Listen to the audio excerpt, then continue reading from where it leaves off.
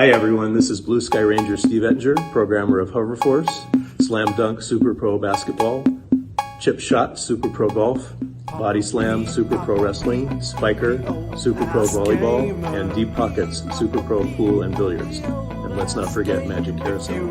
And you're watching Papa Pete, the old guy gamer. Enjoy!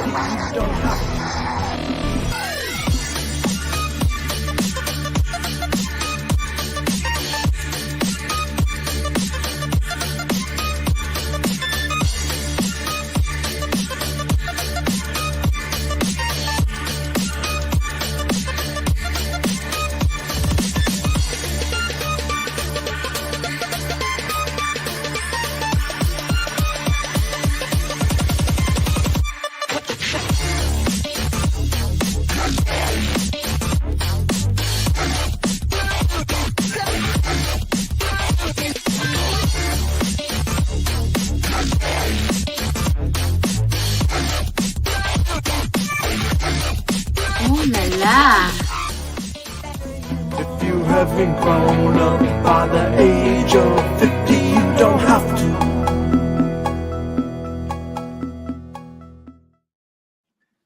Hello, everybody, and welcome to a very special Tuesday night here. And what do we call it? Old Guys and Old Games Live, because we have a very, very special guest here today. Steve Ettinger, Blue Sky Ranger.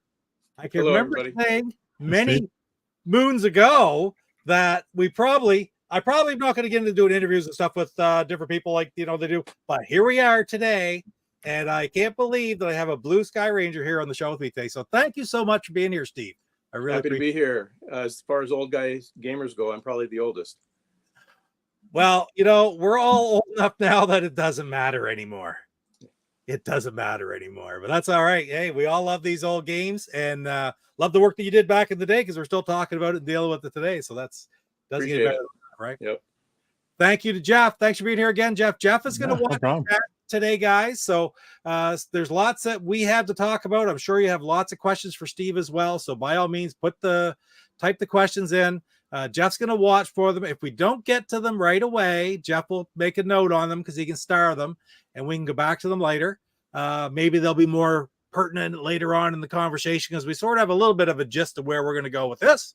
But at the end of the day, put your questions out there. We will get to them. If you think we missed it, put it in again. That'd be great too. So before we really get rolling, as always, I want to say hello to all the people who are here today, because it's quite a crowd here starting out. Holy cow. We got Casey's in the house, right on. Michael Hayes.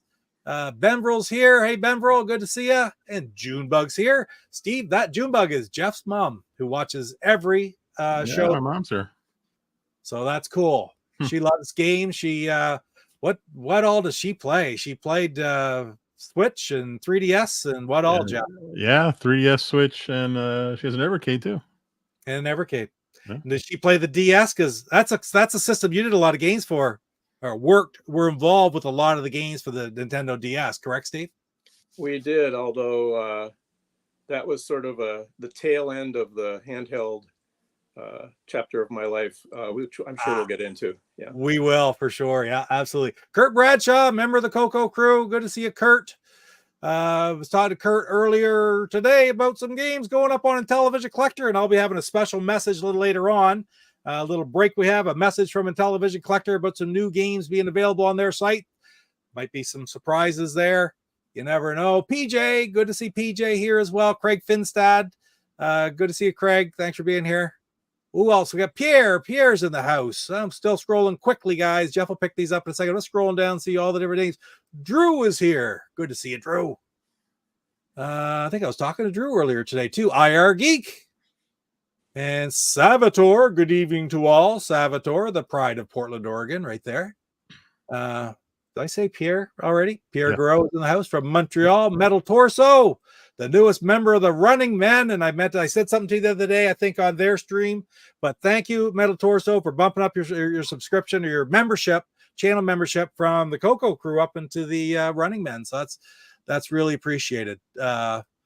Scrolling again real quick, and let's get to the meat and potato. Holy cow, Salvatore, member for 13 months. Thank you, Salvador. Over the weekend, I did hit 3,000 subs, which is just friggin' I can't believe it. It's awesome. It's awesome. And I thank all you guys for helping me get there. It's just so much fun. Ballistic Coffee Boy. Good to see you, Brian. Thanks for being here. What's this one? Sweet Nintendo Hooligan. Okay, right on. What? I don't care what you think. Let's see who else we got. We both through it. Mark's here. Good to see you, Mark. Casey's in for 10 months. Oh, and look, there's Cyrus too. Privilege of talking to all three of these fine gentlemen. My apologies. So, yeah, because let's talk about how we met, Steve, way back. It was all through playing some chip shot Super Pro Golf. Well, we did it back on the back on Astros Bash Mondays, which was January 29th, 2023. I don't think you'd probably remember that date, but that was the first day that you and I got talking. I would have guessed it was way before that, during like the COVID times.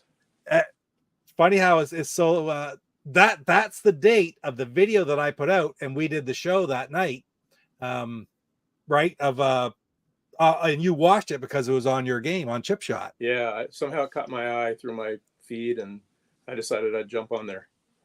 So we got talking. You gave me a few tips about doing this and that. It's the standard stuff, which we'll talk about a little bit more, and how we go. And then, of course, you told me about the Easter eggs that were in Chip Shot Super Pro Golf. Yeah, which are pretty cool. Yeah, I did lots of Easter eggs when I could.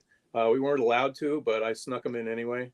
There you go. I was going to ask you about that later on too. Like, I was wondering if it had relaxed a little bit by that point. But anyway, you seem to do. Well, you had them done most every game. Intellivision was definitely a different situation than, say, doing games for Nintendo. Right.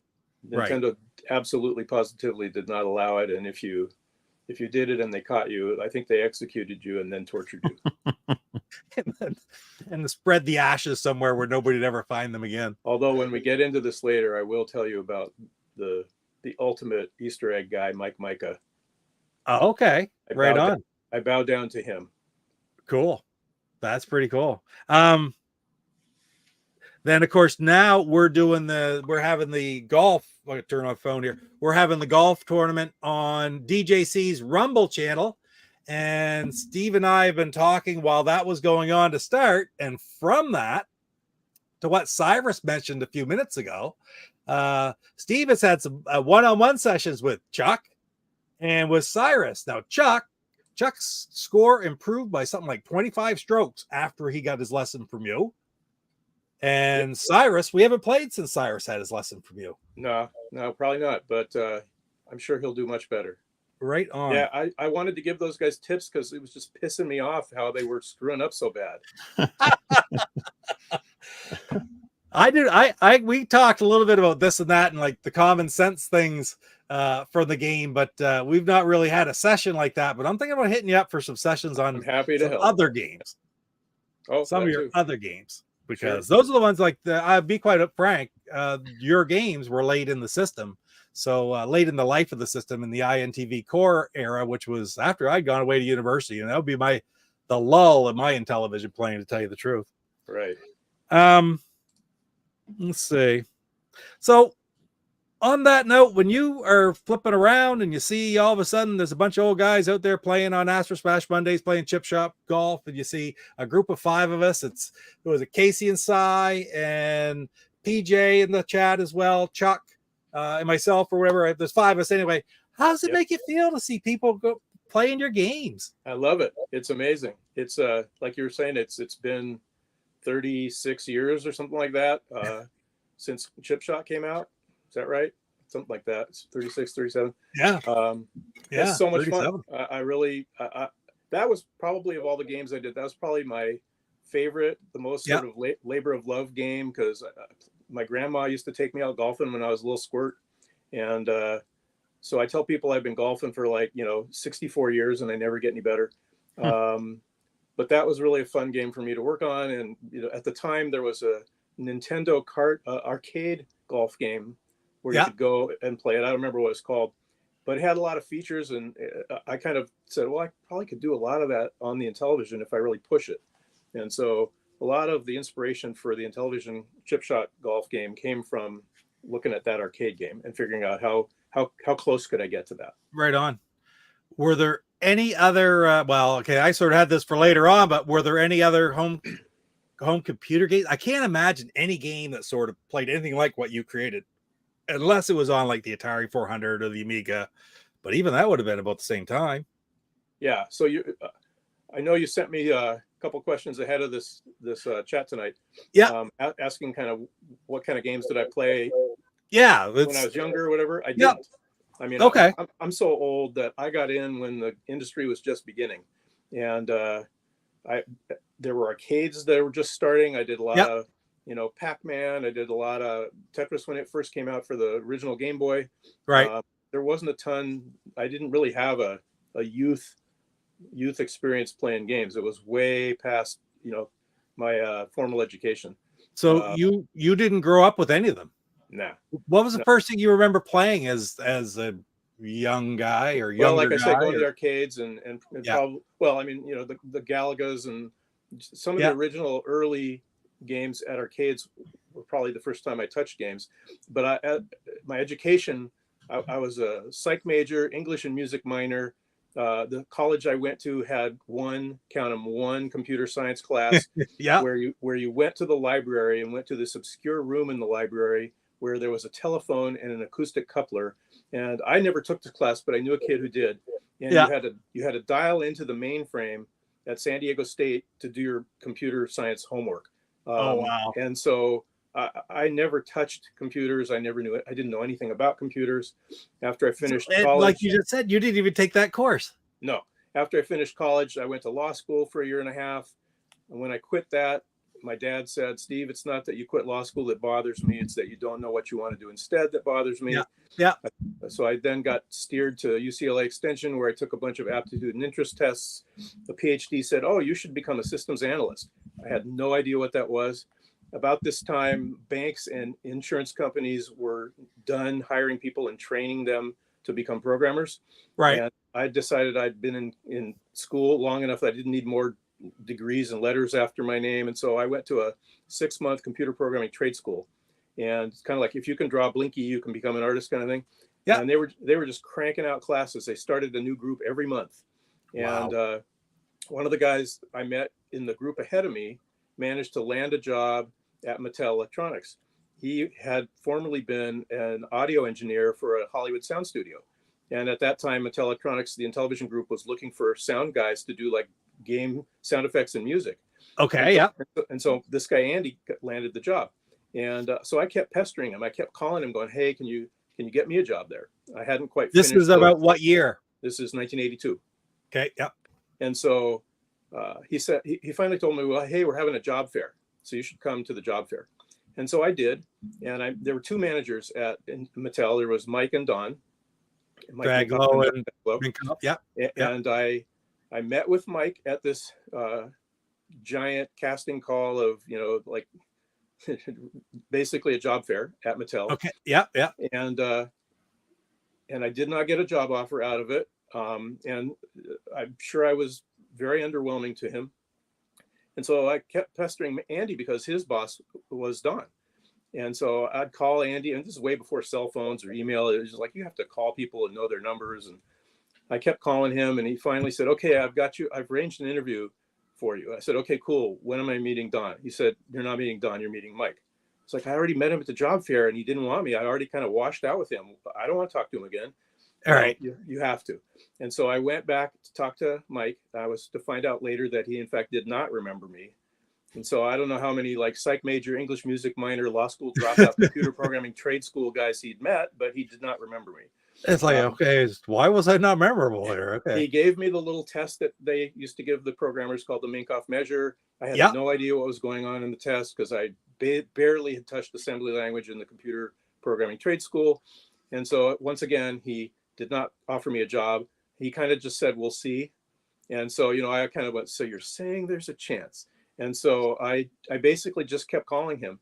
and his secretary Cynthia and I became friendly. Sort of like, hey Cynthia, it's Steve again. Oh Steve, he can't talk to you today, but try calling back tomorrow. He won't be in meetings tomorrow. Yeah. And so he basically told me later that he hired me just to get me to quit calling him. So it started in 82. By the time that call came and you get hired, what year was it in? 83. May of 82. May of 82. Okay.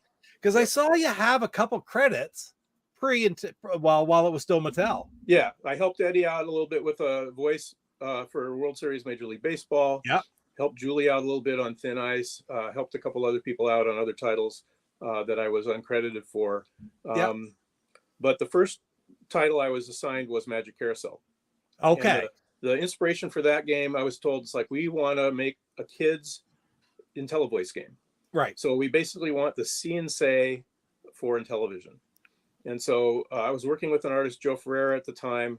He and I were both like so raw and so green and had no idea what we were doing.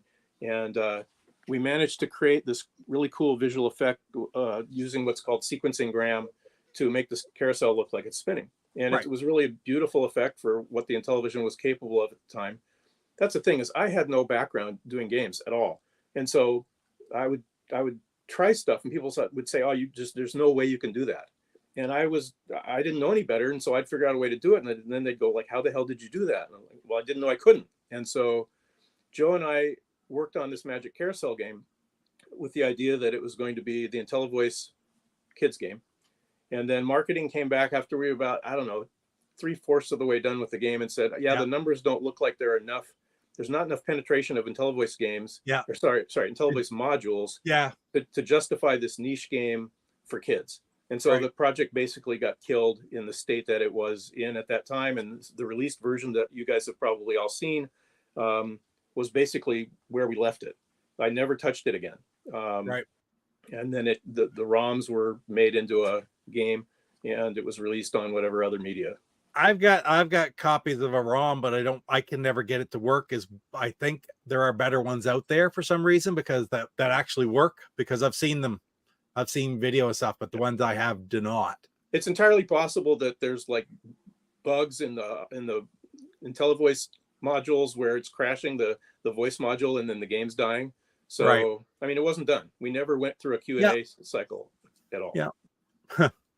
That's pretty amazing, because that's right along the line. I was wondering, how were you involved with World Series Major League Baseball and Eddie Don Brown and stuff, and how were you involved with Thin Ice? And Thin Ice is it's not on the list that you sent me, Thin Ice. Or is it? Yeah, it is right there. Okay, but it was after Hoverforce. That's because you were involved after the fact. So after Magic Carousel kind of was put aside, Keith approached me and Joe. At the time, Mattel was working on a licensing agreement with Georgia University or Georgia Tech, I can't remember which one, right? For some 3D goggles. And these were liquid-filled prisms. Maybe you've seen the Intellivision home movies with me modeling the 3D glasses. If you Google YouTube Intellivision home movies, I'm in there. I think it's the second clip Gotcha. where we're talking about Hoverforce 3D. That was the original working title of the game. And at the CES in '84, the game was sort of debuted and people could put on these modeling clay, like, safety goggles and try out the effect. The effect was basically reds and brighter colors came forward and blues and darker colors were in the background. Right. It was an okay effect, but again, the Intellivision only had 16 colors. And so, we had to be pretty thoughtful about which colors were used for which parts of the game. And so we were told ambitious. We were going to work on this game, but it was top secret. Nobody could know what we were working on. They gave us this room in the upstairs part of the giant cube farm that we were in. We had pass keys. So Joe and I had a key and Keith had a key, and we were the only people allowed in there. Whenever anybody asked, what the hell are you guys doing up there? We could never tell them.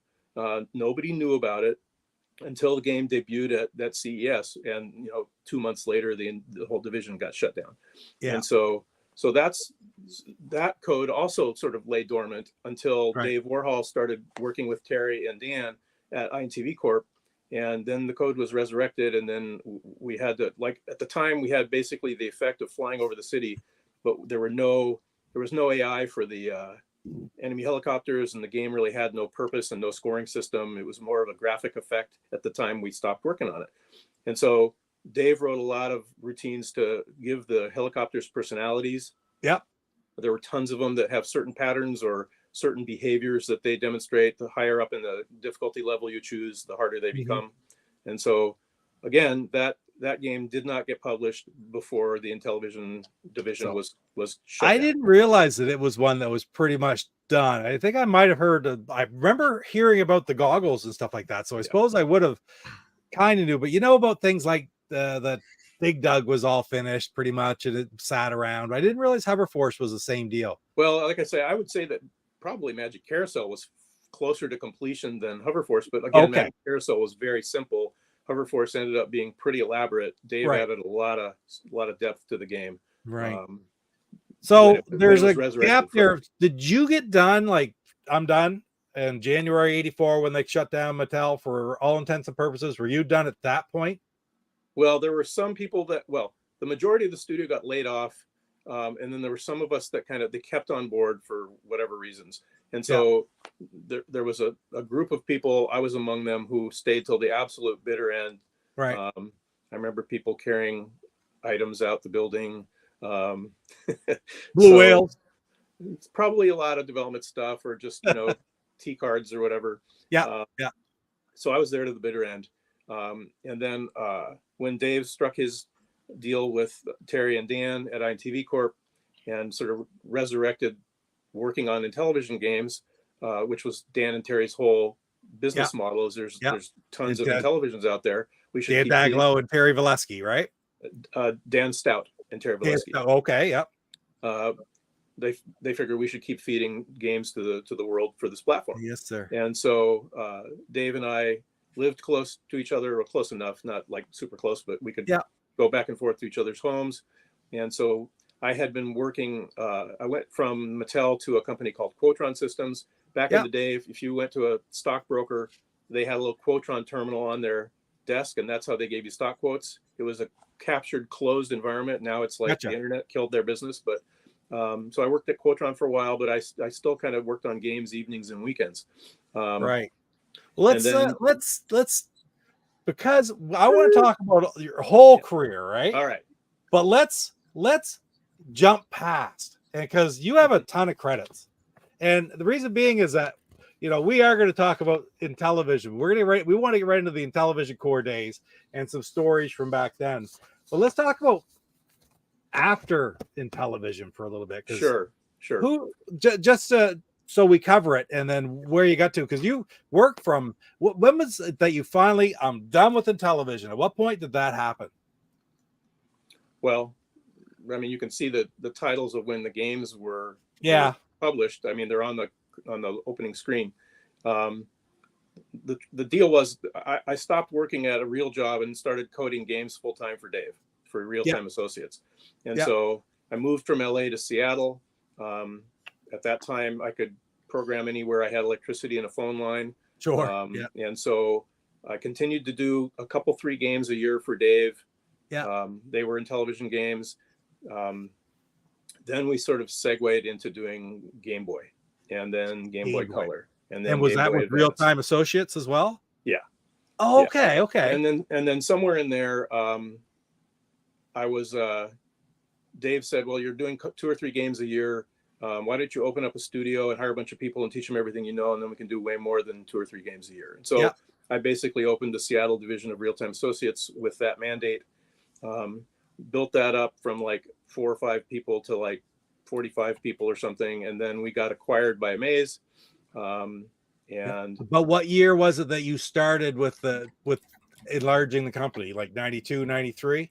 Game Boy came out in what, about 90, 91? Probably. I don't remember, but that sounds like that could be right. Yeah. I believe that I opened up Real Time in 94. Okay, yeah. In Redmond, Washington. Yes, I was involved in Tutor Vision. I actually programmed 5 of those. Michael likes his Tutor Vision, so those credits are in here too. I worked real closely with Caroline at Hackinson Associates, designing and implementing their ideas for those Tutor Vision games.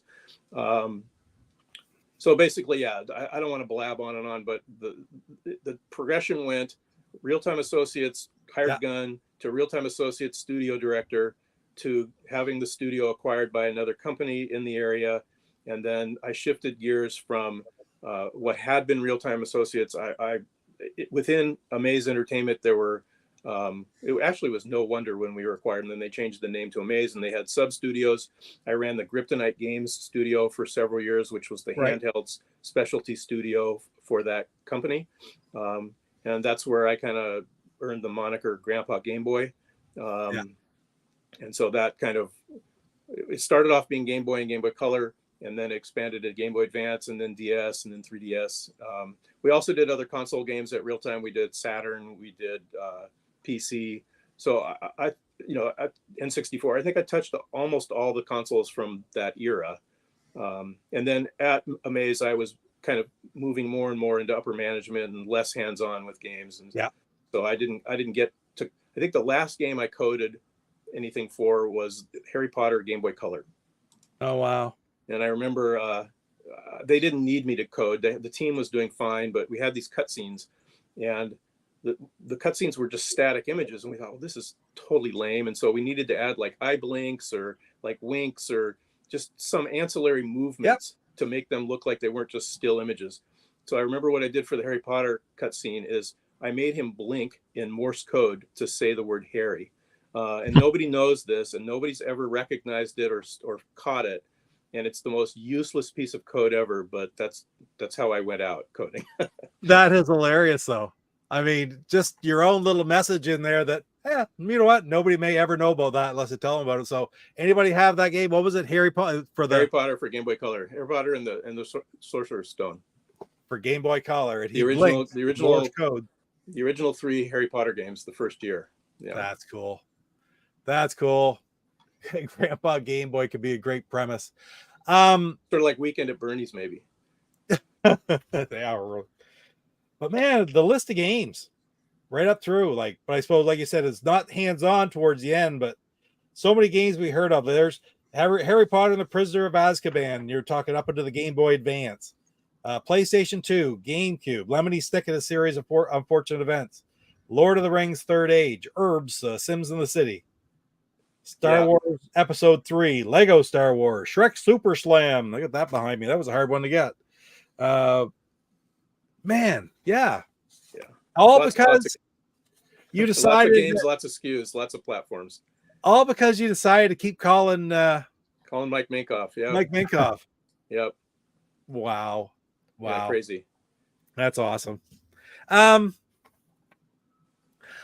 Let's go back then. That's good. You worked up until 2012, but you say, like you said, you just kept moving sort of up into a more managerial rank, right? Yep. Of my 30 years in the industry, 29 were on the developer side, and then my final year was with Activision Publishing. I reloaded out to Minnesota. They had a small publishing group there, right? So I was sort of the producing I think I had maybe 5 or 10 titles I oversaw there. That were being developed by people like I used to work with or run around the world. And so that was my last year. According to this, the last game on your list is NASCAR the Game Inside Line. Yeah.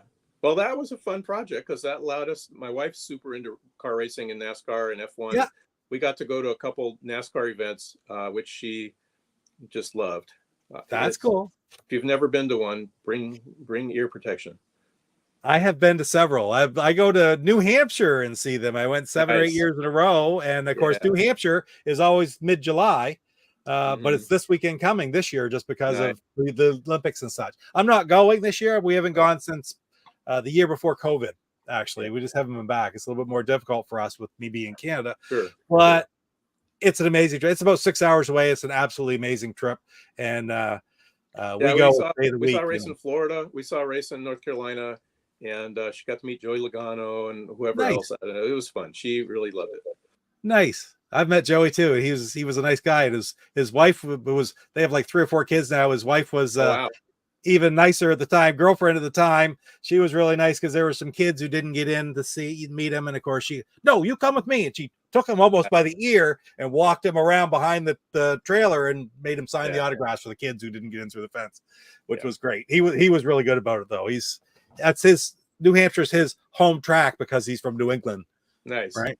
Yeah. That's great. Anyway, all of a sudden we become a NASCAR chat, right? Yeah, no, let's get away from that. What'd you think about the race last weekend in Iowa? Huh?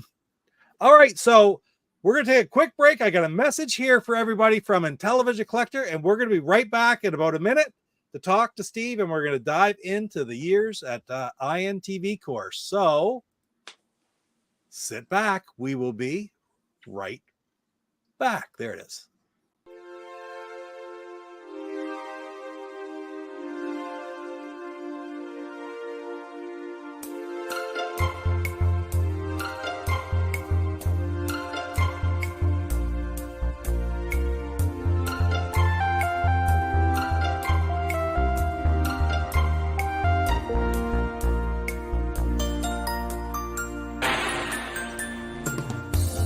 You were my love and my friend.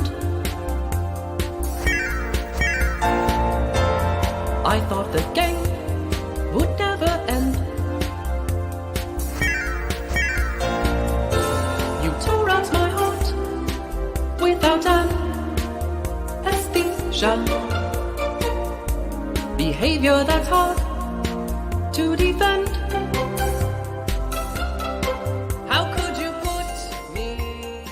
One stop for all your Intellivision homebrew collecting needs. www.intellivisioncollector.com.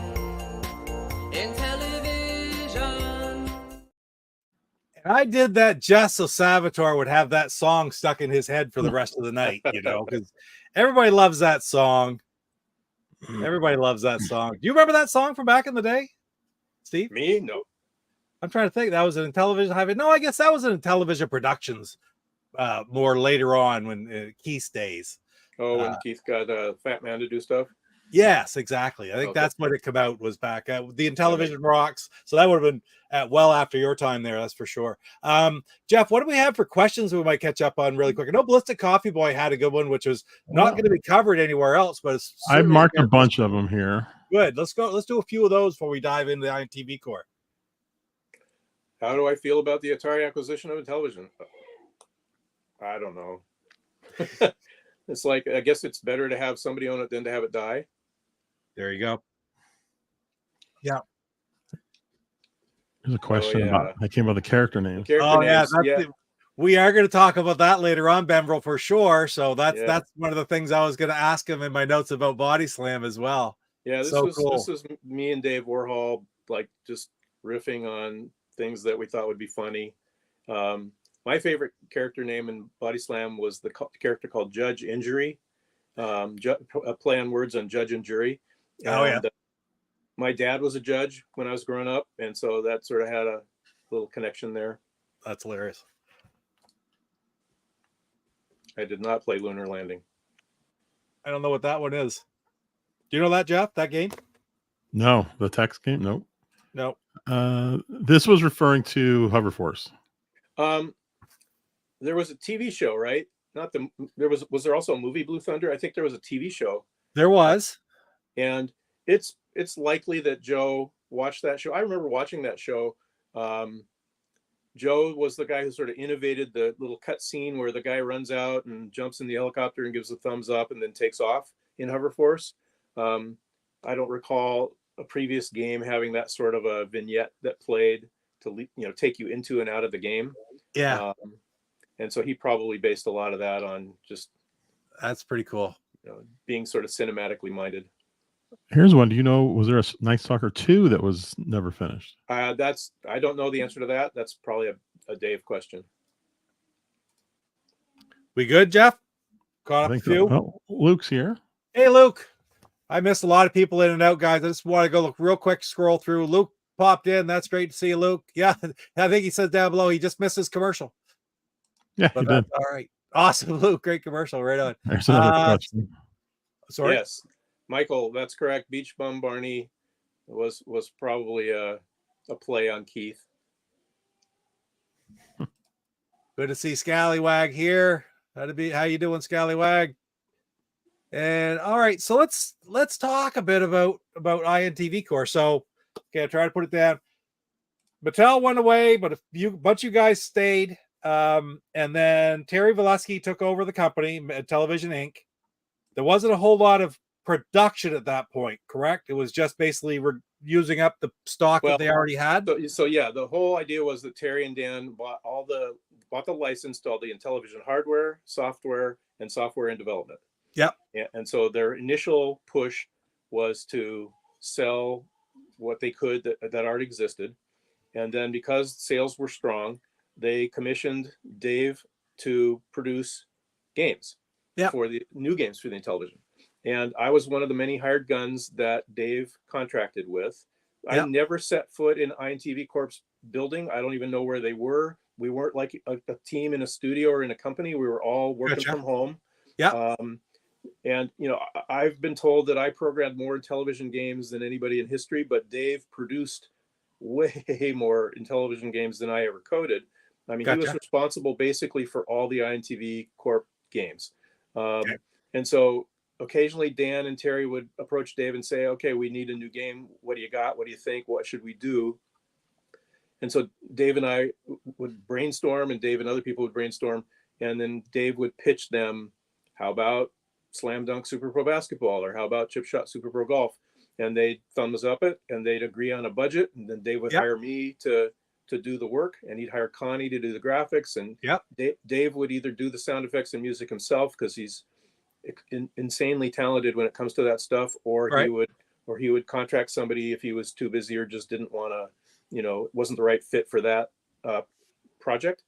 And so a lot of the games that I did for INTV Corp, again, I worked on from home, either in Southern California or after we moved to Seattle. And so, that's there. Like I said, people sometimes think INTV Corp was like Mattel, where we all worked in a giant cube farm and hung out and did stuff. But, you know, it was a lot of ex-programmers from the Mattel days, you know, John Tomlinson, Rick Koenig, and a couple others, I think. But we never crossed paths. We never, you know, interacted other than via like phone, if we ever had, or you know, hey, Rick Koenig, I need this math module to do the pool and billiard balls for deep pockets. Can you write that module as a sort of, you know, black box where I call it with certain parameters, and you give me the results, and then I'll update the screen, kind of thing. It was almost like a virtual world at that time. Yes, totally. Just like, you know, working from home type thing. Yeah, in the old days at Mattel, we had what we called SneakerNet, where we'd carry little, you know, floppy disks around to different workstations to try to share code or share ROMs to do play testing for people, for each other. But yeah, we were all working from home, and you know, I remember the modems weren't fast. It took forever to, you know, upload or download ROMs, and so when I think of all the years of my life I wasted waiting for like a game ROM to re-download into a development system, either the Intellivision or into the, you know, for the original black and white Game Boy when I was starting to code for those games. That is so cool. I requested Dig Dug and a Carry Warriors. Next thing you know, there's Dig Dug and Commando. Nice. Dig Dug was already done. No, yeah. Oh my God, I'm getting it mixed up. Dig Dug was the one that was already done. Commando wasn't, though, was it? Like, when again, that was another game that was developed while during that time, but would you even see another guy's games until it was already done, unless he had a specific question to ask? You're talking about it at INTV, with INTV, or INTV Core? Yeah, I mean, like you just said, you've been talking at Mattel, but the only way I would know, yes, Connie did the graphics for Thunder Castle, Mystic Castle. I thought they were the same game. I could be wrong, and maybe Mystic Castle is one of the D&D games. Connie was amazing. Connie was originally hired as a programmer at Mattel, and she was one of the early hires, and they didn't have a cube available for her in the studio area for whatever reasons. It was before my time, so they stuck her into the D&D area and gave her this little program that we used to use called Mr. Color, which was just a skeleton program.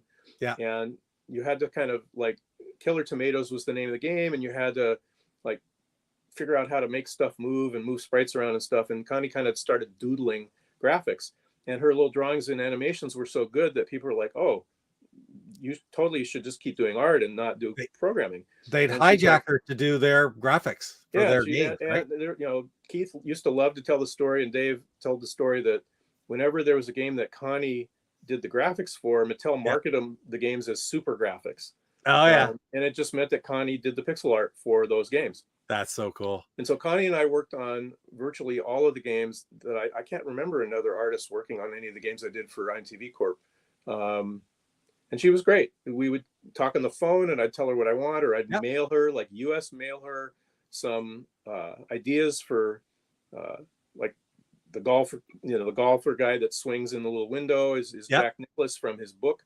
It's like there's a stop action photography of Jack doing his swing, and Connie adapted each of those frames, or the ones that were useful for the game. And nobody ever knew that was, modeled off of Jack in his book, How I Play Golf.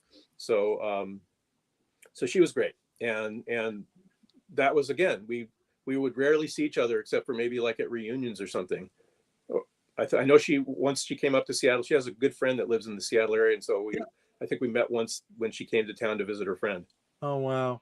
Now, somebody asked about Mystic Castle and Thunder Castle. She wrote Thunder Castle. It was Mystery Tower was Tower of Doom originally. Seems to me Thunder Castle had a different name as well, but Mystic Castle, is that not the new homebrew, Jeff, that we play so much? That is. It's like Thunder Castle was hacked. But I was asking you earlier, Steve, about if you ever heard of new Dave Harley, who was on the channel right. A couple months ago. He took all the good things about Thunder Castle and maintained it and just did tweaks for the things that people didn't care for as much. And it made an incredibly good game. Matter of fact, I played a game of it last night because it's the type of game I just want to play it. I just hook it up and play a game of it. And but the big thing about her graphics and the way that was her credited programming game. But I can remember reading something fairly recently as well about was working on her game, and she made all of these different graphical designs for it, whether it was the dragon or the knight or whatever. And they had some other high priority license game, and they came and they stole all of her graphics from Thunder Castle to take onto that game. And then 6 months later, lo and behold, that game got canned and they gave her back all of her graphics. Interesting. So Thunder Castle ended up being delayed because of that. Hence, it never got released by Mattel. Hence, it was an Intellivision INTV Corp release as one of the games that was almost done because they had stolen all of her graphics because they were so good. But they had a licensed game. So they always were pushing the licensed games, right? Yeah. I know that the screen that Michael was alluding to that has the CGs on it, there's also DWs in there for Dave Warhol. They partnered on that game. He did all the coding and she did all the art. And so I think every one of the full screen cut screens has, some hidden initials in it. Right. Gotcha. Or not so hidden. Yeah. There's some of them are hidden really well. Some of them are kind of hard to miss. But that's such a fantastic game. So one of the things, and you read this, let's talk about the Real-Time Associates and how that sort of function. Who did you work for? Did you work for Real-Time Associates, or did you work for INTV Corp? Or was it that you worked for Real-Time Associates, which was Dave Warhol and Connie was part of it, and who knows who else? And Real-Time Associates were just hired by INTV That's Corp. correct. That's how it worked. That's how it worked. So Dave was Real-Time, and INTV Corp hired Real-Time to do these games, and then Dave would decide who to hire to do the coding or the art or the audio for those games. And so we know all the titles that I worked on, and Mind Strike, yes, Michael, that is an amazing game. It's worth getting the computer module for the Intellivision to be able to play Mind Strike as a 2-player game. I remember guys playing it around the office. It got hyper competitive. It was probably the second most played game in the studio behind biplanes in triple action. There were epic biplane battles at Mattel. And so, shoot, now I forgot your question. Oh, can you find that again, Jeff? No, you were asking me. It was your question, Pete. How Mattel? I'm sorry. How? Yeah. So we were basically all independent contractors working for Real-Time for Dave. For Real-Time, and that's why Real-Time carried on even after INTV Corp was gone. Well, yes. In addition to, Dave kind of basically grew the company from this, you know, ragtag band of misfit toys, like working from their homes Right. to actually opening up a studio and working on all kinds of titles forever. And I think he's still going. Gotcha. So there's a question for you. Now I know that if I am thinking of this correctly, this was a Mattel thing and it died with Mattel. It never was ever looked at again by Television Inc. or INTV That's Corp. correct. I'm not aware that it was ever finished. Yeah. I don't have any good sea battle stories. Because Sorry. that was early, long before your day, right? Well, I mean, they were all there, and we could play all of them anytime we wanted in the studio. There were some games that I kind of gravitated to. My first assignment at Mattel, before even beginning on Magic Carousel, was I was given a copy of Royal Dealer. Oh yeah. And I was told to write a critique of all of the games in Royal Dealer. And so I remember spending hours playing all of the games that were in there and basically writing a sort of QA report on the game. And it was done.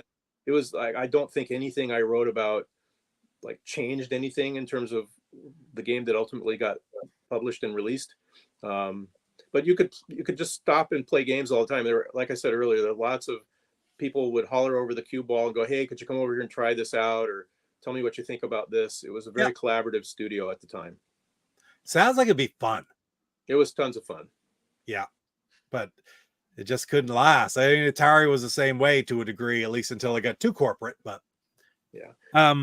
If you guys have seen the video, the Intellivision Home Movies video that Keith and Mark Urbanek put together on YouTube, that kind of gives you an overview and shows you the space that we were in briefly, and all the shenanigans that were going on in that video that those guys shot.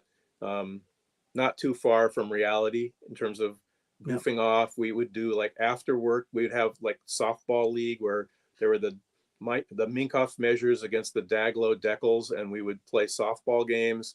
We'd go to arcades. We'd just go golf. There was a lot of camaraderie. We were all a bunch of young, either single or soon to be not single people working in our first jobs, basically. And so it was a very youthful kind of thing. If you needed to work like 20 hours, you just work 20 hours kind of thing.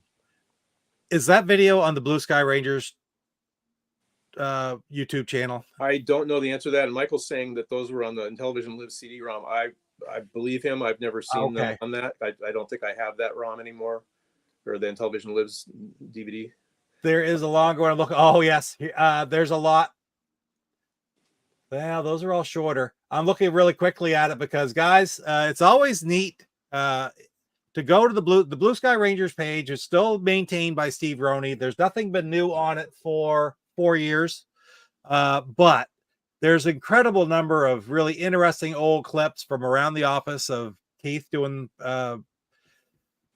appearances on television, and there's old commercials on there and everything. So really, I highly recommend check that out if you really want to know some history about it. And yes, the 9-minute biplanes video with okay, do you remember that? No, was that before you were there too? No, I probably was during the time I was there. We would have biplane tournaments all the time, and the guys that were the best at the game had names for the different moves they would do. I remember one biplane move was called the hammer, where you would basically fly towards the guy and then aim yourself straight up at the top of the screen as he's flying by, and let yourself just plummet tail first to your death on the ground. But the hammer move was best executed when you got your shot off and you killed the guy just before you crashed, so you ended up winning the game. That video is on the Blue Sky Rangers. I'm looking at it right now. It's a lot of fun to watch because Keith narrates it. It's between Russ Haft and Steve Montero. Right. I remember Steve. So the question is, did I have anything to do with the flashback? No. The emulator was set up and done. Probably Keith and Dave did the most work of any of the BSRs. Dave actually told the story. If you guys find the 2014 Las Vegas Classic Gaming Expo Blue Sky Rangers panel, Dave talks about his experience working on the audio portion of the flashback, and how the first ROMs that came back, the audio just was totally wrong and didn't work and had all the wrong sounds, or they didn't emulate the sounds correctly. And so Dave himself got in there and figured out how to fix it and sent it back to them so they could never forgave Mark for Vectron. I'm sure Mark doesn't forgive himself either. What's wrong with Vectron? It's just incomprehensible. What's my record? I have a video where I go through all 99 levels. I have no idea how to play it. That's all. It's a hack. Michael Hayes, who we've been talking to, did a hack. Took away so you couldn't get hit, and I went through the whole thing just to see it be done. That's great. So yeah, it was very. Mike's done a couple of hacks for me on requests where he's done some things. Okay, we need the guy who said he could fix the flickering on pool. No. Okay. No. It was no. All right. That was strictly, like I said, a recording issue, like he was thinking of. It was not Mike. Okay. Mike would be able to tear it apart and program. That's for sure. That's cool. Mike's also, like you said, he's written a Tutorvision game, so he's very interested in Tutorvision games. I just wanted to read that list real quick, if I could, of the 5 Tutorvision games that you've done, and maybe you could, for Mike's benefit, you could talk about them because he probably knows them. Geographics. Yep. Shapes in Space. Math Blaster. Map Mazes. Busybodies. Yep. So, was that software ever published? No. So, at the time, there were all these Intellivisions out there, and World Book decided that they wanted to do an edutainment platform. And so they approached INTV. INTV approached Dave. Dave approached me. We found the company in Berkeley, California, Berkeley Learning Technologies. It was Joyce and Caroline and a few other people that worked there that were the educational experts and consultants. And so we started to create games for this reskinned Intellivision. It was going to be put into like an orange case, and it was going to have the Tutorvision mascot. And you've seen, I'm sure, the mascot on the loading screens and in the games. And at the same time, a new, oh God, I'm going to blank on the name. There was a new kids edutainment platform that was released during the time that we were developing Tutorvision. And it had a superior chip, graphics chip, and it already had a whole library of games that were available for it. God, what the hell was it? Maybe it's in some history of what happened with Tutorvision. I'm sure it must be on the Intellivision Lives page or something. And so basically they jettisoned the projects because they knew they couldn't compete with this lower cost, superior chipped system that was already out there and already had a bunch of games. Hey, Big Block. He's asking here, do you still play games today? If so, what's your favorite 2 games? Well, I still love Chip Shot. There you go. That was really a labor of love for me. Like I said earlier, I played golf, starting from when I was a little squirt. My grandma would take me to a 3-park course in South Pasadena, California. And that's awesome. And so I've always loved golf. I've never been very good at it. My twin sons are turning 40 this year, and they're both excellent scratch golfers, which really pisses me off. It's not fun playing with them because I feel like I'm just going to drag them down to my level. But I don't know. And then what would another? Well, I do nowadays. I'm probably just doing more games on like my iPhone or something. Yeah. Let's talk about the games. And we talked a bit about Hover Force already, but your games, I'll say for the most part, are sports games, vast improvements. But Hover Force is sort of the one big exception that sticks out amongst your games. That was the game I was assigned to do at Mattel.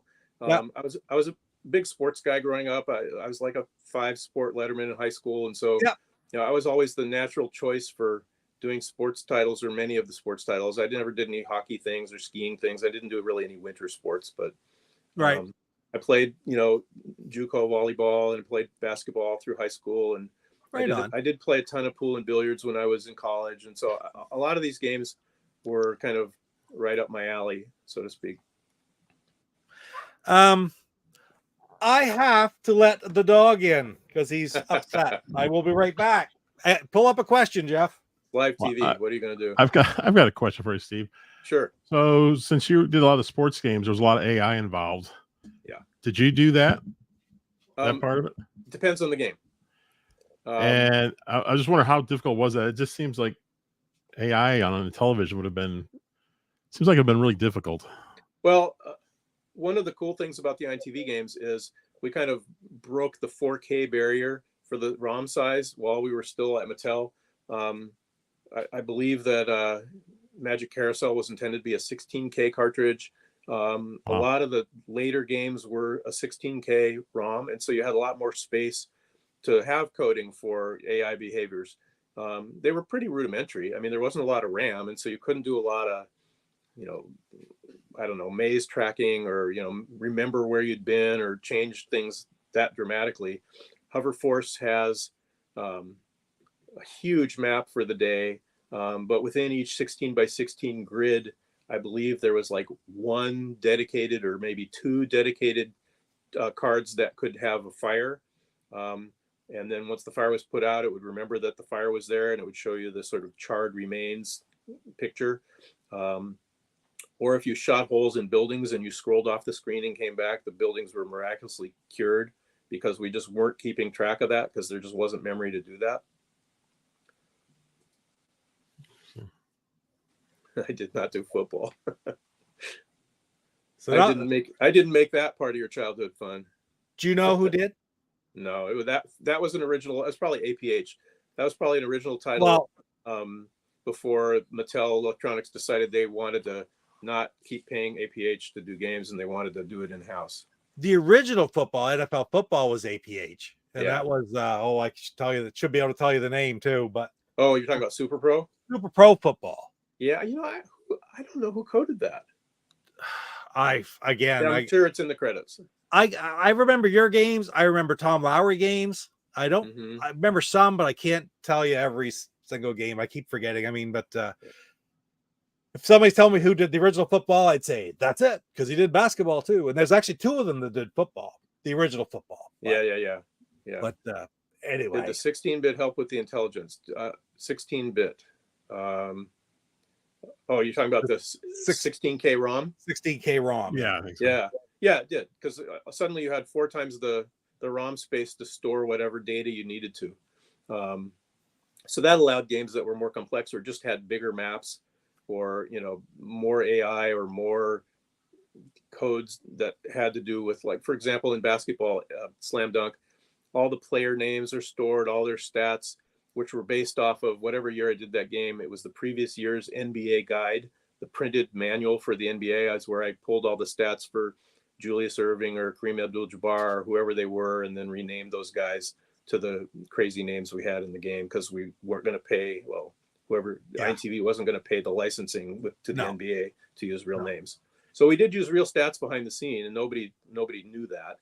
But all the player names are based on like plays on word, like, Daryl Dawkins in the day was known as Chocolate Thunder, and so his name had to be Thunder Dunks, because that was kind of what he was famous for. My favorite player name I invented for that game was the player named Stretch Marks. I thought that was funny. But a lot of the names of the game in NBA, in Slam Dunk were my family names, my brothers or my dad or my sister-in-law, or people that worked at Mattel or people I went to law school with or whatever. So that's a real open question. In television wise, what's your proudest moment looking back with regards to the work you did with Intellivision and with real-time I keep coming back to Chip Shot. I really loved how that game turned out. There's 2 or 3 bugs in it that I wish I could go back and correct. I guess the second favorite thing had to do with the Easter egg in Spiker, which is the birth announcement for my daughter. I gotta find the right one. Let's talk about Easter eggs real quickly while we're on it. You liked Easter eggs in games, didn't you?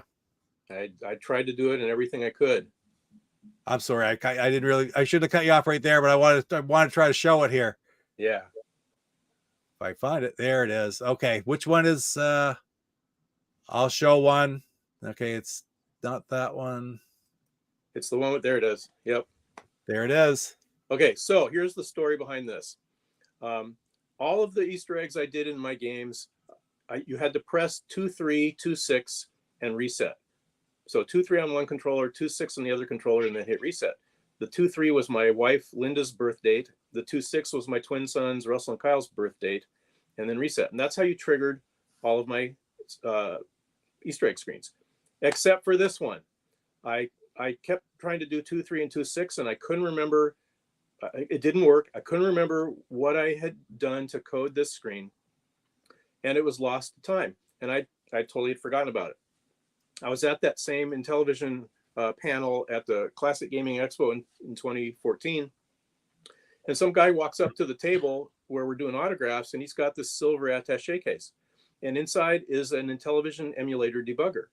And I'm like, does that thing work? He's like, yeah. I was like, do you have a ROM for Spiker Super Pro Volleyball? And he's like, yeah. I was like, good. I want you to tell me what the codes are for this Easter egg screen, because I don't know, a few weeks or months earlier, somebody online had posted that they'd done a ROM dump of Spiker, and they'd seen this code, this message about my daughter's birth in the ROM, but nobody had ever seen the splash screen.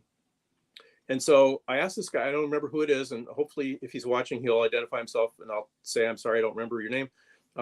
He went away, and like 20 minutes later, he came back and he said, yeah.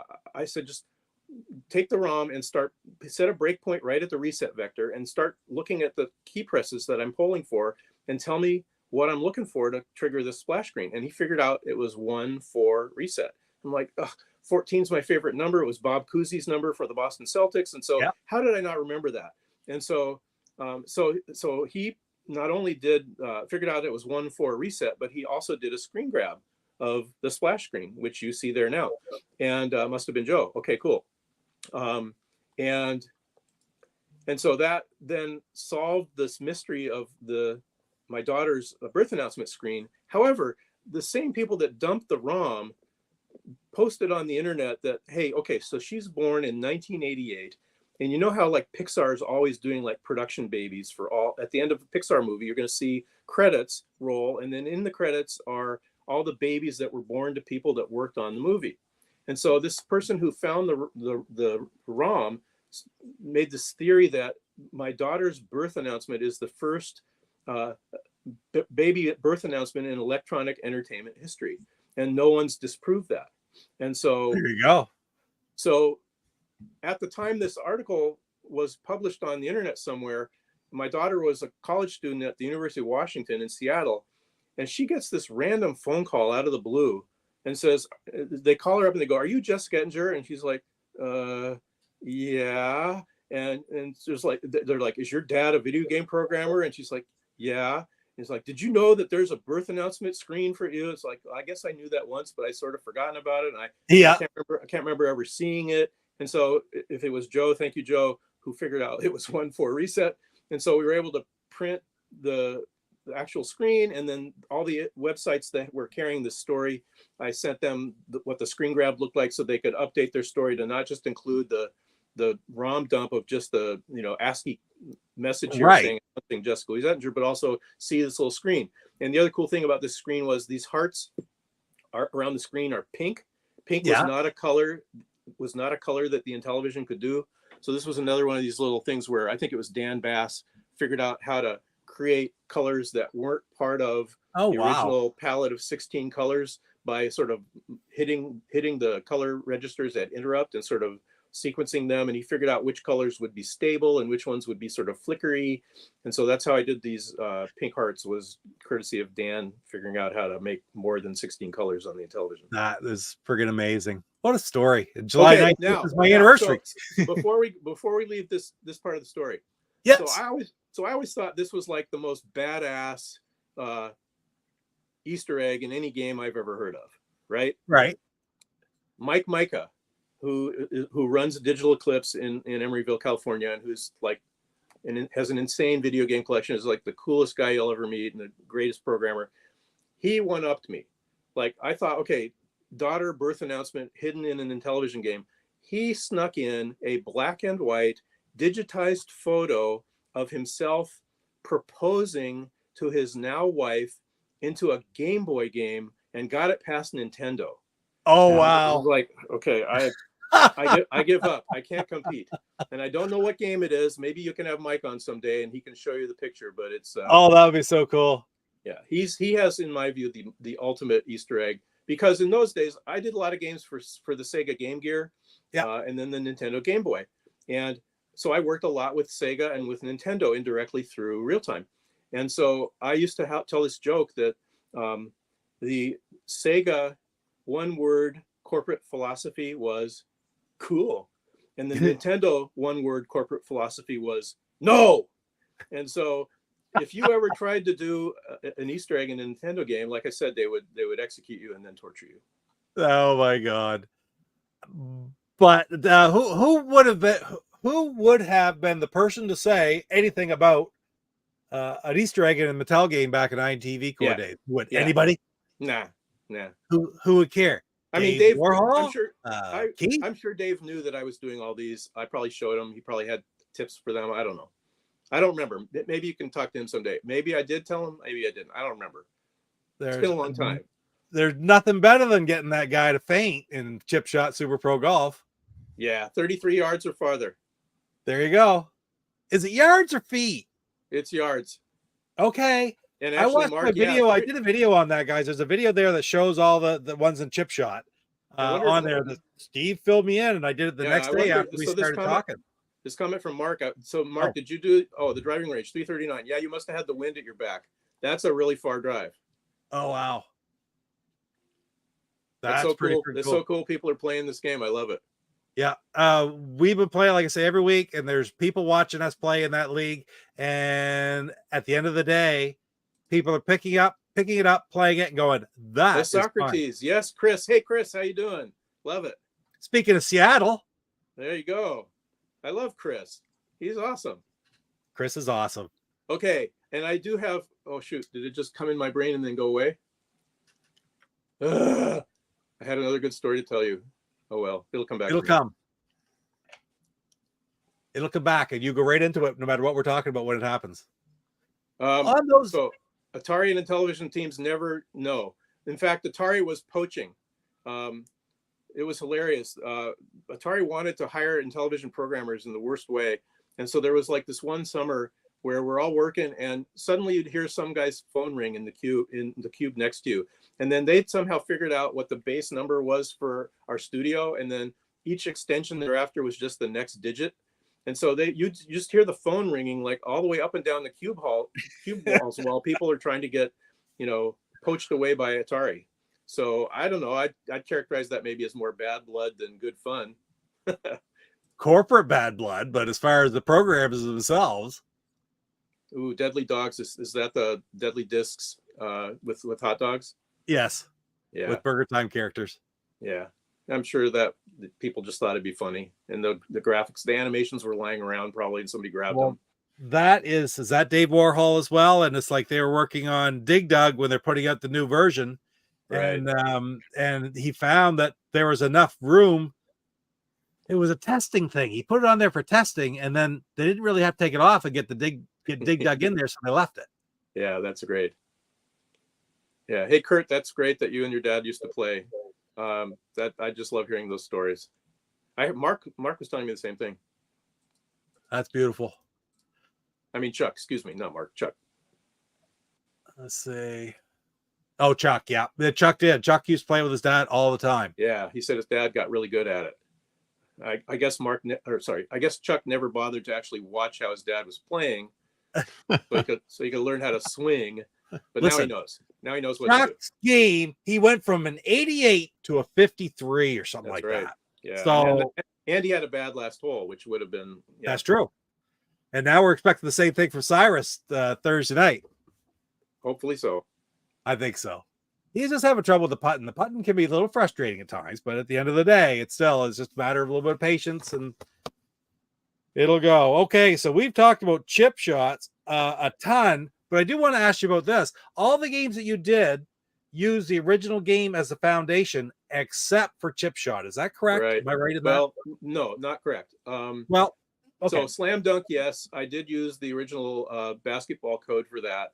Yeah. And it was fairly, I seem to remember it fairly not well commented. And so I think it was safer to just use it instead of like starting from scratch. It was a good foundation, and it seemed like the subroutines were at least intelligibly named, so you could call something and have it return a value you could use for moving on to the next part of the game.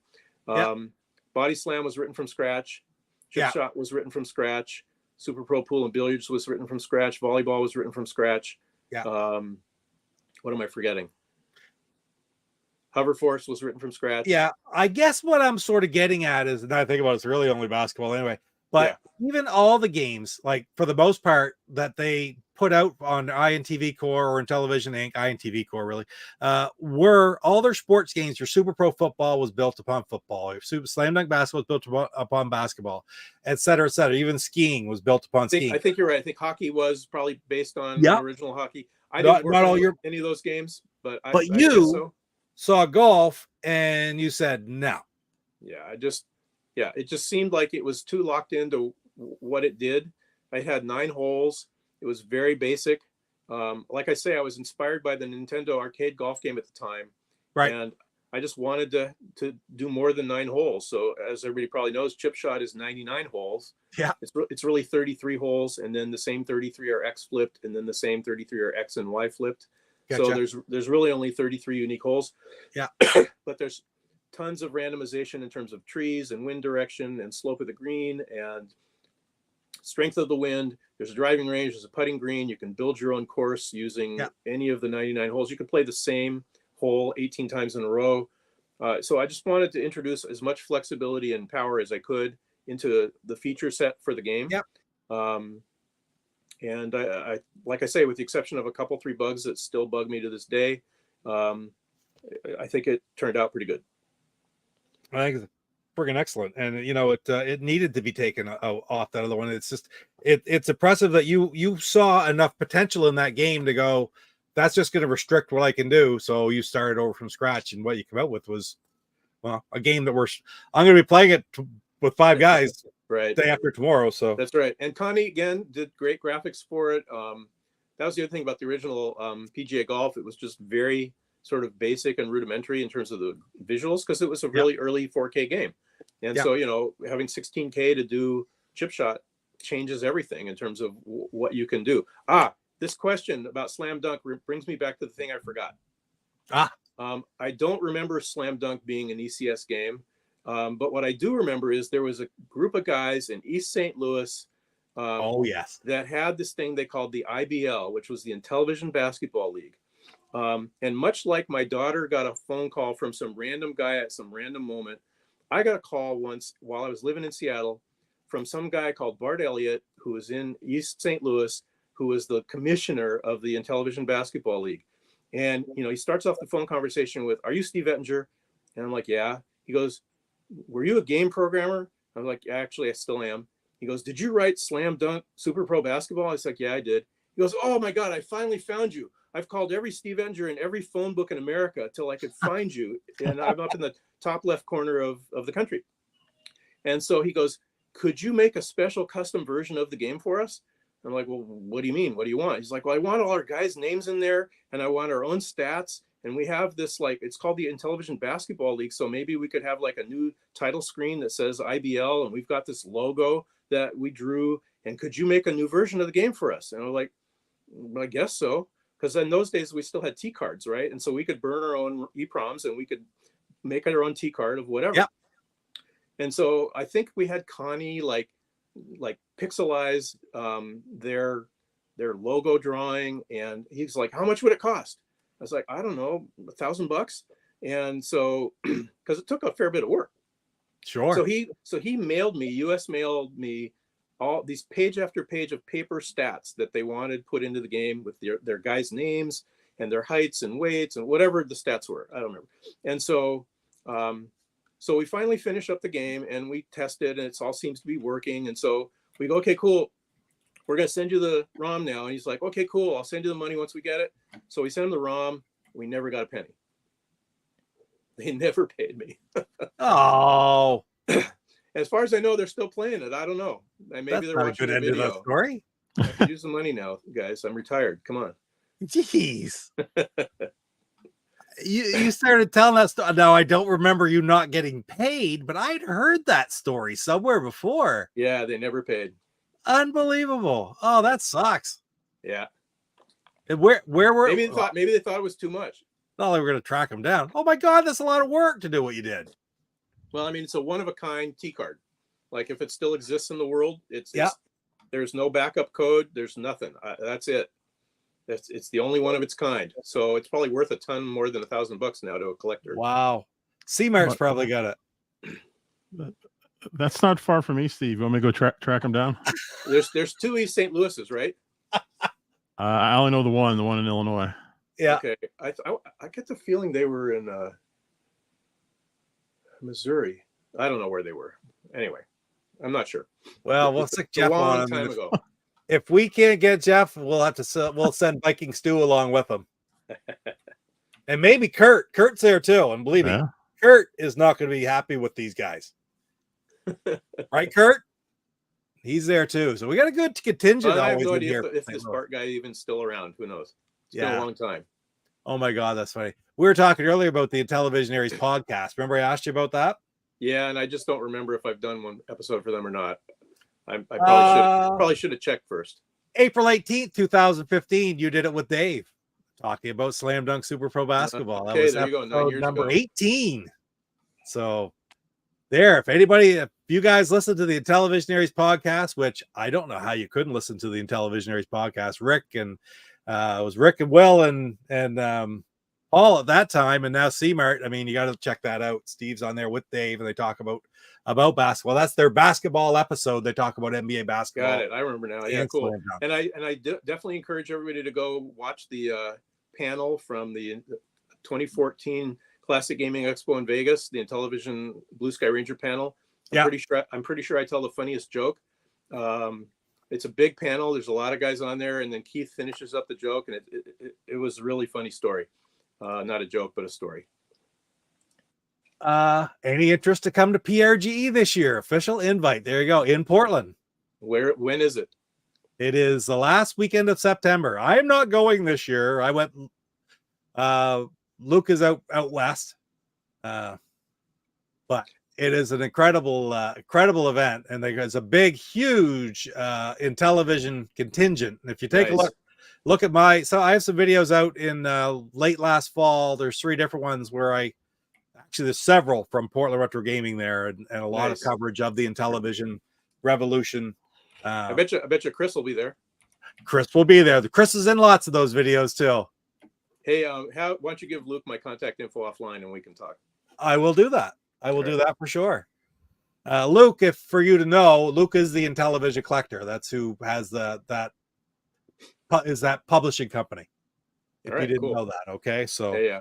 I'm in Minneapolis right now. We spend most of the year in Mexico, but I do get up to the Pacific Northwest. My son and daughter both live up there, and so I've got 4 out of my 6 grandkids up in the Seattle area. So we actually just got back from Seattle night before last. Wait, what's today? Tuesday? Last night, because we were going to test and you were on a plane. We were just up there for a week for seeing all 6 grandbabies were in the same place at the same time for the first time. And then I was there for Father's Day. So that was cool. Before we let you go, we've talked about a lot of the games here, there, and everywhere, but I got to ask you, of course, this is the Grail, and it's the last game released, Spiker, right? Why didn't I keep more copies? It is the Grail. I'm missing 2 games right now. That's one of them. But the re-release isn't good enough for you, huh? Actually, I do have the re-release. Yes. Okay. Well, there you go. I do. So I'll count. Yeah, I'm happy with that. 125 asterisk. I'm pretty lucky, Like that doesn't bother me at all. Truth be known, if I never get it, I never get it. Whatever. But I enjoy collecting them. But I don't have this OCD urge to absolutely get to the end.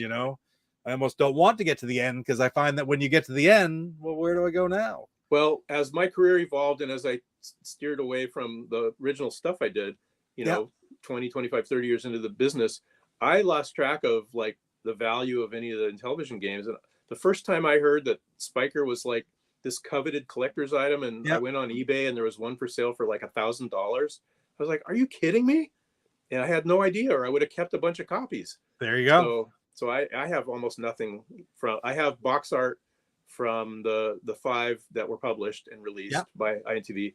And then I have like the mock-up box art for the other ones that were done and I guess are being sold now for like Deep Pockets or Spiker or even Magic Carousel. But yeah, I was shocked because again, volleyball was another one of these. There it is. Yeah. Another one of these labors of love for me. You know, I played volleyball in high school and college. And so it was a really fun sport for me. And I did all the jumping sports basically. And so, but I had no idea it was going to become this like elusive, like, you know, So that impossible to find title. Spiker wasn't given to you to do. You did Spiker because it was of interest to you. Yeah, I think we pitched it as like, how about we do a volleyball game? And then I don't remember since Dave lived on the beach at Manhattan Beach and like could look out his window and see like people playing beach volleyball. I'm sure, and I played all organized indoor volleyball. It's probably his idea to include both a 6-on-6 indoor and the 2-on-2 outdoor sand volleyball. Ahead of its time. Well, it's kind of a weird game because the rules for volleyball have changed now. Yes. And so, you know, so it's dated in that sense.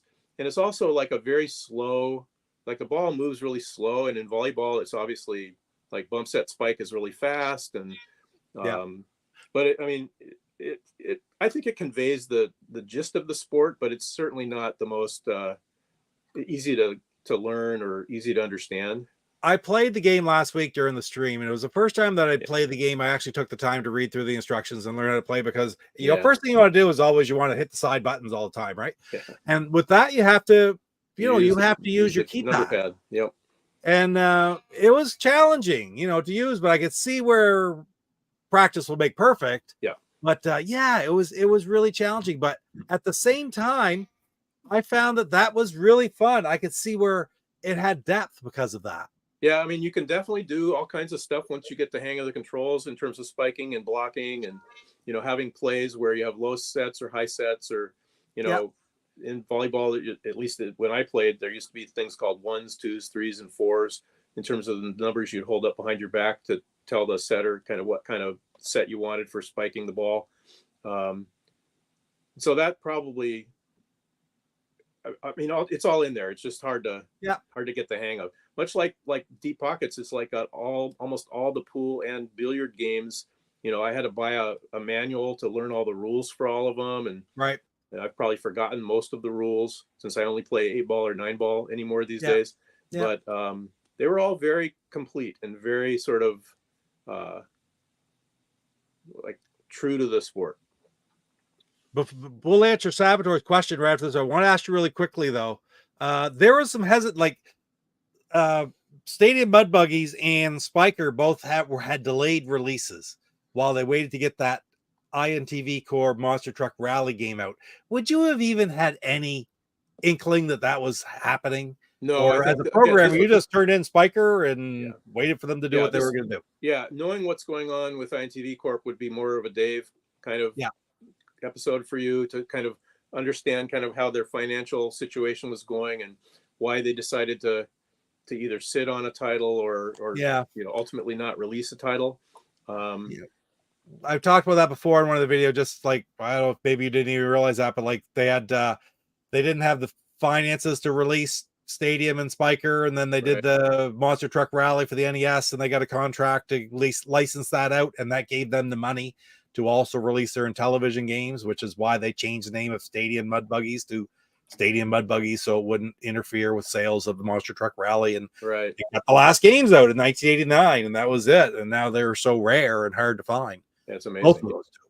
So the question on Game Gear, you probably have it in those credits in front of you, but I remember doing NHL hockey. I remember doing Ren and Stimpy Quest for the Shaven Yak. I remember doing a few more Game Gear games when I would do both a Game Boy and a Game Gear version of a certain game, like, I don't know, Captain America and the Avengers, or there's probably a bunch. Star Wars Return of the Jedi. Frank Thomas, Big Hurt Baseball. Is there? Yeah. WWF Raw. Sega Game Gear. Berenstain Bears Camping Adventure. I remember that. Yep. Scrolling down through them into the 2 division now, but of course those are early on too. Those are a few that I see right here. It's just amazing the different systems and such that are on your list here. It's awesome. Yeah, really neat. So there's a few of the games, Saboteur. We are getting right to the end here. This is great. What do we got? We got some more questions to catch up on before I hit it with the last one. There's one last one right there. Oh, If that's a good one. Atari asks you, Okay. would you program again for them? Oh, you mean like now?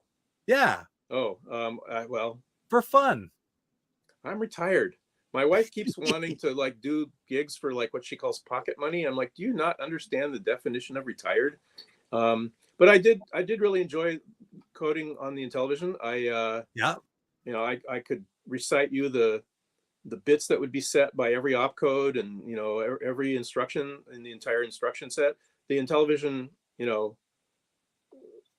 was a very unique machine in terms of its programming language and decals and bidecals and all that stuff. Yeah.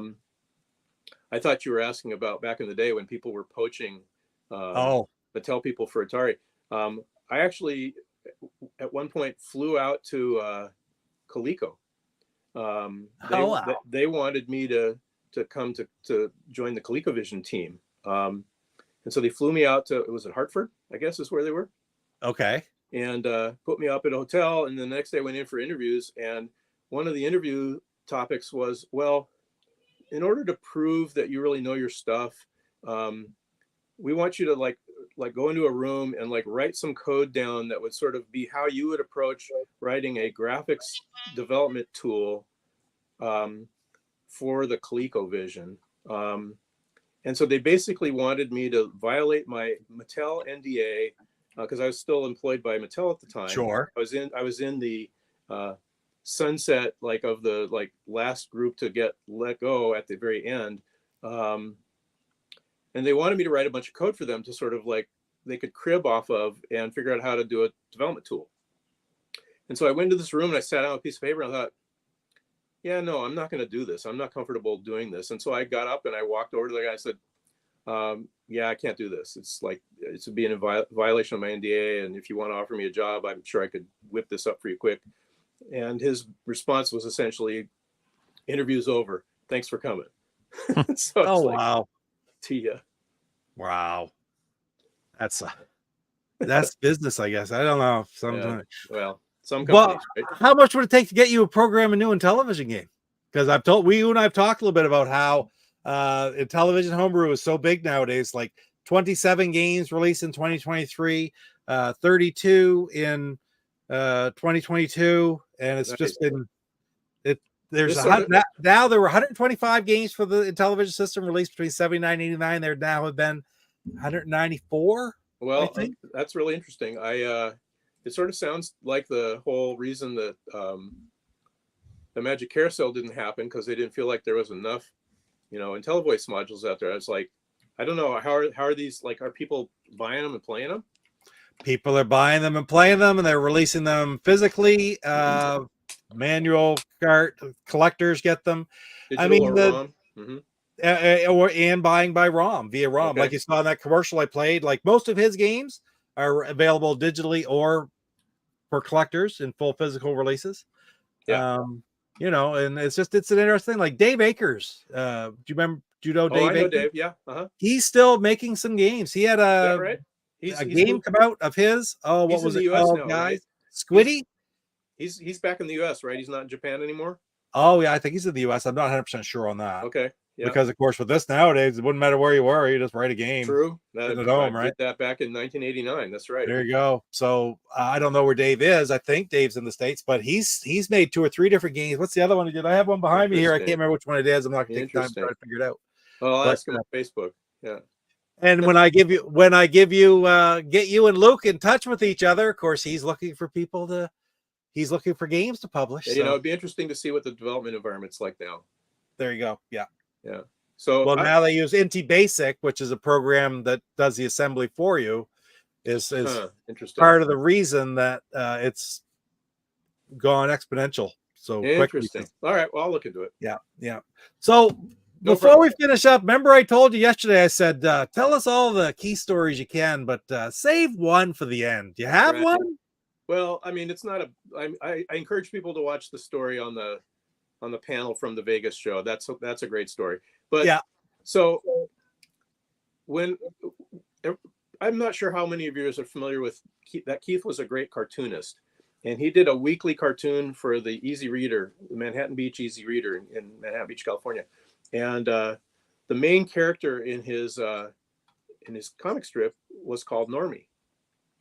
And then there's this Normie's Beach Babe. There's a game that Dave in real time did based on the Normie character.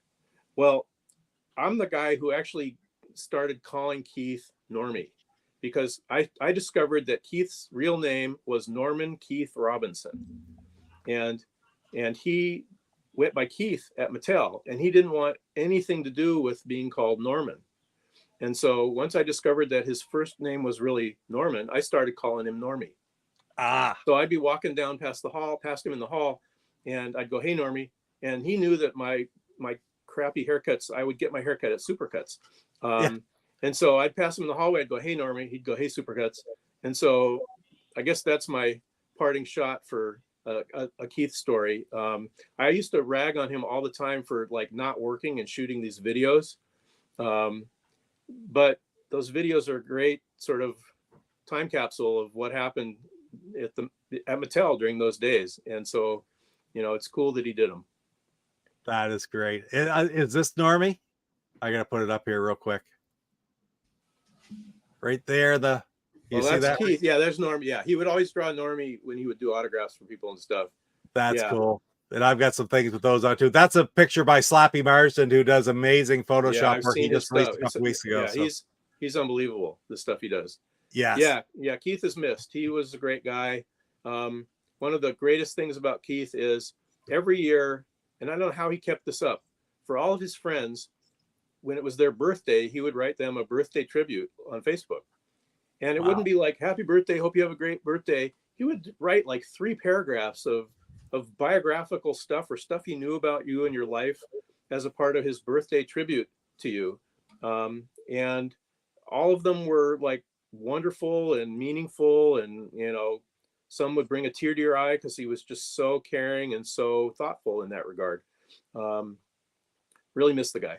That's a great story, a great way to end it right there. I think a lot of people do. I started doing this, and I've met a lot of people all around in the last 5-6 years doing this stuff. And I wish I had the opportunity to just thank him for keeping it going for all those years. And there's the best way to put it right there too. Thank you, Jeff, pick that up. Thank you, Steve, for all the wonderful games you created. Absolutely. Well, and it's, guys like Steve Roney and Bill Fisher are still keeping the hope alive. And, so yeah, it's just very gratifying to me that people still like and appreciate the games, having leagues or having tournaments or whatever. It's just mind-boggling to me that something I did that long ago still has legs.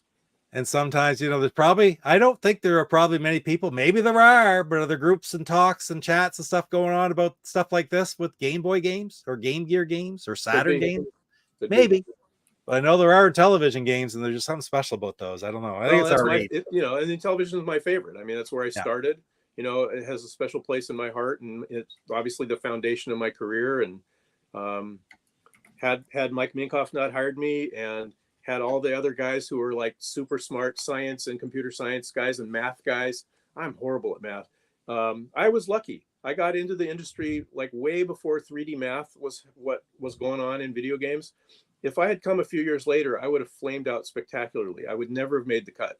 In my day, programming was all logic based, and I was good at that. But once math started entering in, I was done. And so it was all just serendipitous that I was able to get the job, that nobody thought I knew jack, and I figured out how to do stuff and made it work. And then suddenly they're like, "Oh, maybe this guy's worth like paying attention to." So it was cool. Friggin' right. Well, thank you again for being here tonight. Thank you, chat, for being here and guys. Being so involved. Don't forget to watch us Thursday night. We're going to be playing Steve's magnus opus, as we call that, Chip Shot Super Pro Golf. We'll say that anyway, because maybe I'll come on. Maybe I'll come on and do live kibitzing and coaching. that may very well happen, guys. That may very well happen. Anyway, guys, Thank you, Jeff, for all that you do, man. Thanks, Jeff. Keep track of Appreciate it. that stuff. Thanks, you, Steve. Everybody, have a great week. We'll see you Thursday night. GoGameGo live open chat or video games or whatever tomorrow night at 7 Central, 8 Eastern on the GoGameGo channel. And I'll have some videos coming later in the week, I'm sure, something or other. And Steve, one final time, thank you so much for doing this. We really, truly Thanks for appreciate having it. me, guys. It was a ton of fun. Happy Right to do on. it anytime. Thanks. All right. Back to the spot. Where do I got to go? Right here. Good night, everyone. Hi everyone, this is Blue Sky Ranger Steve Ettinger, programmer of Hoverforce, Slam Dunk Super Pro Basketball, Chip Shot Super Pro Golf, Body Slam Super Pro Wrestling, Spiker Super Pro Volleyball, and Deep Pockets Super Pro Pool and Billiards. And let's not forget Magic Carousel. And you're watching Papa Pete, the old guy gamer. Enjoy!